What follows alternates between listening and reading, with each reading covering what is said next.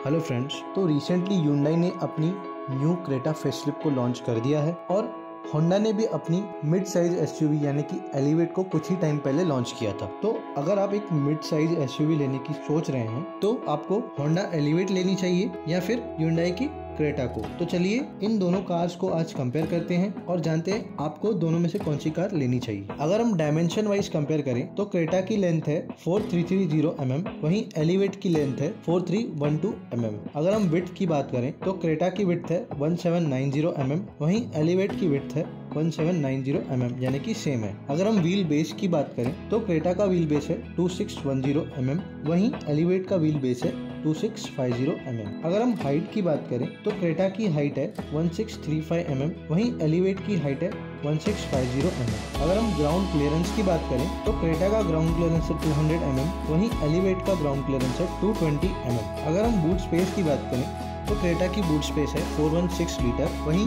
Elevate की boot space है 459 litre. तो सब डायमेंशंस लगभग सेम है, तो इस वजह से आपको दोनों की रोड प्रेजेंस भी सेम ही मिलेगी। बट एलिवेट की जो बूट स्पेस है वो क्रेटा से थोड़ी ज्यादा है और उसके अलावा एलिवेट का जो व्हील बेस है वो भी थोड़ा ज्यादा है, तो आपको रियर में लेग रूम एंड कंफर्ट भी थोड़ा ज्यादा मिलेगा। अब बात करते हैं इंजन ऑप्शंस की। तो न्यू क्रेटा में आपको टोटल 3 इंजन ऑप्शंस मिलते हैं, वहीं एलिवेट में आपको सिर्फ एक इंजन ऑप्शन यानी कि पेट्रोल ही मिलता है। न्यू क्रेटा में आपको पहला जो ऑप्शन मिलता है वो मिलता है 1.5 litre naturally aspirated petrol engine, जो कि पावर जनरेट करता है 113 bhp का और टॉर्क जनरेट करता है 144 न्यूटन मीटर तक का, जो कि क्लेम माइलेज देता है 17.4 किलोमीटर पर लीटर तक का। उसके अलावा दूसरा जो इंजन ऑप्शन आपको मिलता है वो है 1.5 लीटर डीजल इंजन, जो कि पावर जनरेट करता है 114 bhp तक का और उसके बाद टॉर्क जनरेट करता है 250 न्यूटन मीटर तक, जिसका क्लेम माइलेज है 21.8 किलोमीटर पर लीटर तक का। उसके बाद तीसरा जो इंजन ऑप्शन आपको मिलता है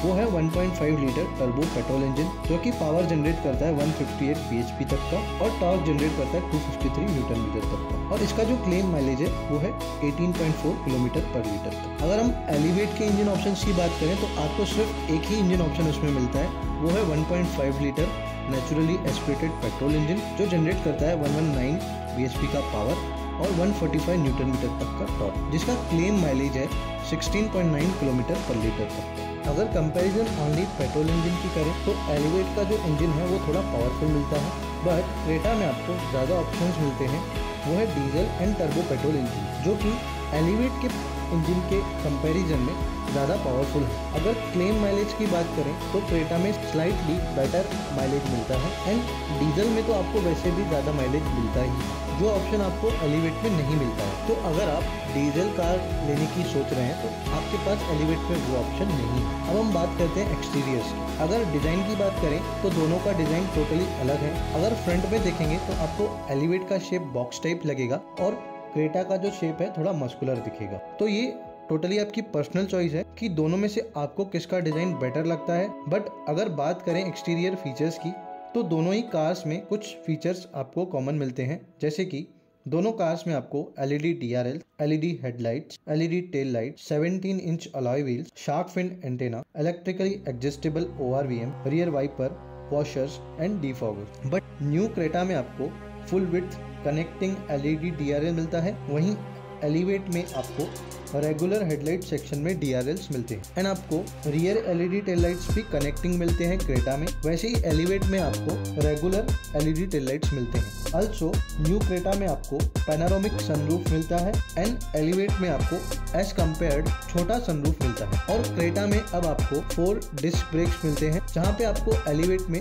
ओनली फ्रंट डिस्क ब्रेक्स मिलते हैं। इसके अलावा कोई एक्सटीरियर फीचर्स में डिफरेंस नहीं है। तो अगर ओवरऑल बात करें तो न्यू क्रेटा में आपको ज़्यादा एक्सटीरियर फीचर्स मिलते हैं एज कम्पेयर टू एलिवेट। अब बात करते हैं दोनों के इंटीरियर्स की। तो इंटीरियर वाइज भी दोनों का इंटीरियर टोटली डिफरेंट है, जैसे कि एलिवेट में आपको सेमी डिजिटल इंस्ट्रूमेंट क्लस्टर मिलता है, वहीं क्रेटा में आपको 10 inch fully digital instrument cluster मिलता है। एंड क्रेटा एंड एलिवेट में दोनों में आपको 10.2 इंच का स्मार्ट इंफोटेनमेंट स्क्रीन मिलता है, बट क्रेटा में आपको wired Android auto and Apple CarPlay मिलता है, वहीं एलिवेट में आपको वायरलेस मिलता है। क्रेटा में आपको electrically adjustable power driver seats मिलते हैं, बट एलिवेट में आपको वो मैन्युअली एडजस्टेबल मिलते हैं। एंड क्रेटा में आपको अब डुअल जोन क्लाइमेट कंट्रोल मिलेगा, वहीं एलिवेट में आपको सिंगल जोन क्लाइमेट कंट्रोल मिलते हैं। अब क्रेटा में आपको 360 डिग्री कैमरा भी मिलता है, बट एलिवेट में आपको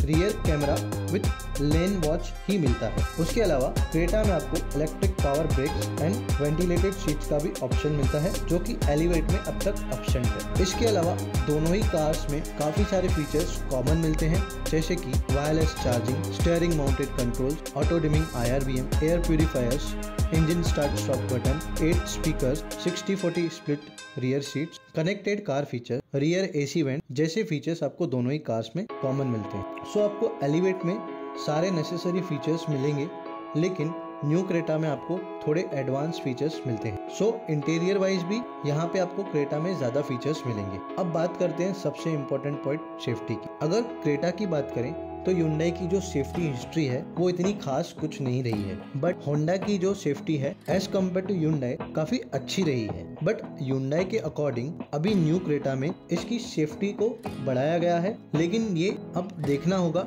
कि क्या Hyundai की सेफ्टी सच में बढ़ाई गई है कि नहीं। अगर हम सेफ्टी फीचर्स की बात करें तो दोनों में ही आपको लेवल 2 ADAS मिलता है, जिसमें एडवांस फीचर्स जैसे कि auto emergency breaking, lane keep assist, auto beam assist, lane departure warning, adaptive cruise control जैसे फीचर्स मिलते हैं। अब क्रेटा में आपको 6 एयरबैग स्टैंडर्ड मिलते हैं, मतलब कि आपको बेस वेरिएंट से 6 एयरबैग्स मिलेंगे, जहां एलिवेट में आपको ओनली हाई वेरिएंट्स में 6 एयरबैग्स मिलते हैं, बाकी लोअर वेरिएंट्स में आपको डुअल एयरबैग्स मिलते हैं। क्रेटा में अब आपको ऑल व्हील डिस्क ब्रेक्स मिलते हैं, जहां पे एलिवेट में ओनली फ्रंट डिस्क ब्रेक्स मिलेंगे। बाकी जैसे कि ABS, EBD, electric stability control, हिल assist, आइसोफिक child seat angles, tyre pressure monitoring system जैसे फीचर कॉमन मिलते हैं। तो भाई अगर हम सेफ्टी फीचर्स वाइज बात करें तो यहाँ पे भी आपको न्यू क्रेटा में एज कम्पेयर टू एलिवेट ज्यादा ही सेफ्टी फीचर्स मिलेंगे, लेकिन अब तक क्रेटा का जो क्रैश टेस्ट है वो सामने नहीं आया है।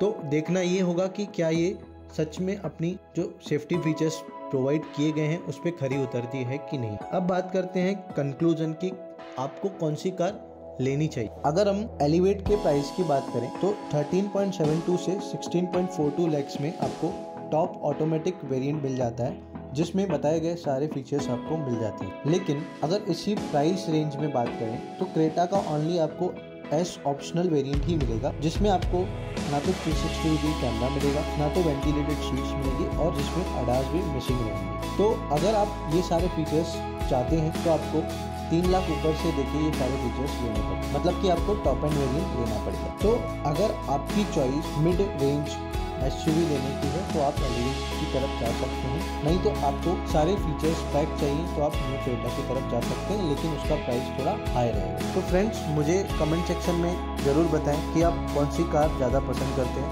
न्यू क्रेटा या होंडा एलिवेट। प्लीज़ इस वीडियो को लाइक, शेयर और सब्सक्राइब जरूर करें।